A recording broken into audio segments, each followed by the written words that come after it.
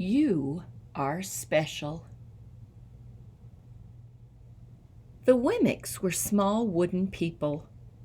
All of the wooden people were carved by a woodworker named Eli.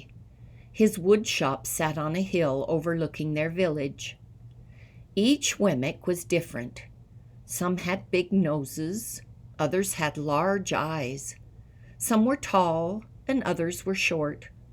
Some wore hats, others wore coats, but all were made by the same carver, and all lived in the village. And all day, every day, the Wemmicks did the same thing. They gave each other stickers. Each Wemmick had a box of gold star stickers and a box of gray dot stickers. Up and down the streets, all over the city, people spent their days sticking stars or dots on one another. The pretty ones, those with smooth wood and fine paint, always got stars. But if the wood was rough or the paint chipped, the Wemmicks gave dots. The talented ones got stars too.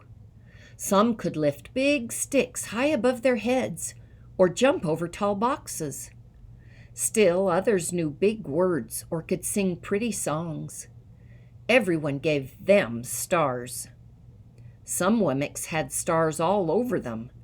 Every time they got a star, it made them feel so good. It made them want to do something else and get another star. Others, though, could do little. They got dots. Punchinello was one of these. He tried to jump high like the others, but he always fell. And when he fell, the others would gather around and give him dots. Sometimes when he fell, his wood got scratched, so the people would give him more dots. Then when he would try to explain why he fell, he would say something silly, and the Wemmicks would give him more dots. After a while, he had so many dots that he didn't want to go outside. He was afraid he would do something dumb, such as forget his hat or step in the water, and then people would give him another dot. In fact, he had so many gray dots that some people would come up and give him one for no reason at all. "He deserves lots of dots," the wooden people would agree with one another. "He's not a good wooden person." After a while, Punchinello believed them. "I'm not a good Wemmick," he would say. The few times he went outside, he hung around other Wemmicks who had lots of dots. He felt better around them. One day he met a Wemmick who was unlike any he'd ever met. She had no dots or stars. She was just wooden. Her name was Lucia. It wasn't that people didn't try to give her stickers. It's just that the stickers didn't stick. Some of the Wemmicks admired Lucia for having no dots, so they would run up and give her a star, but it would fall off.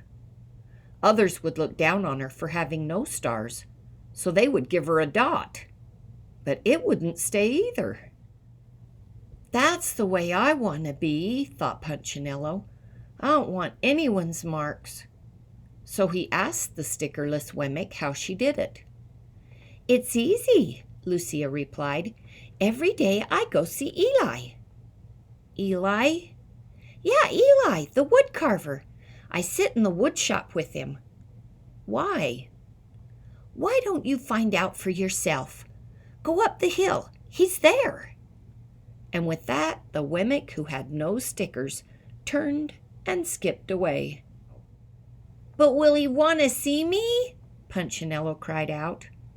Lucia didn't hear, so Punchinello went home. He sat near a window and watched the wooden people as they scurried around, giving each other stars and dots. "It's not right," he muttered to himself, and he decided to go see Eli. He walked up the narrow path to the top of the hill and stepped into the big shop. His wooden eyes widened at the size of everything. The stool was as tall as he was. He had to stretch on his tiptoes to see the top of the workbench. A hammer was as long as his arm. Punchinello swallowed hard. I'm not staying here, and he turned to leave. Then he heard his name. Punchinello? The voice was deep and strong. Punchinello stopped. Punchinello, how good to see you! Come and let me have a look at you. Punchinello turned slowly and looked at the large bearded craftsman. You know my name? The little Wemmick asked. Of course I do. I made you.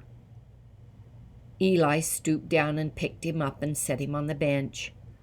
The maker spoke thoughtfully as he looked at the gray dots. Looks like you've been given some bad marks. I didn't mean to, Eli. I really tried hard. Oh, you don't have to defend yourself to me, child. I don't care what the other Wemmicks think. You don't? No, and you shouldn't either.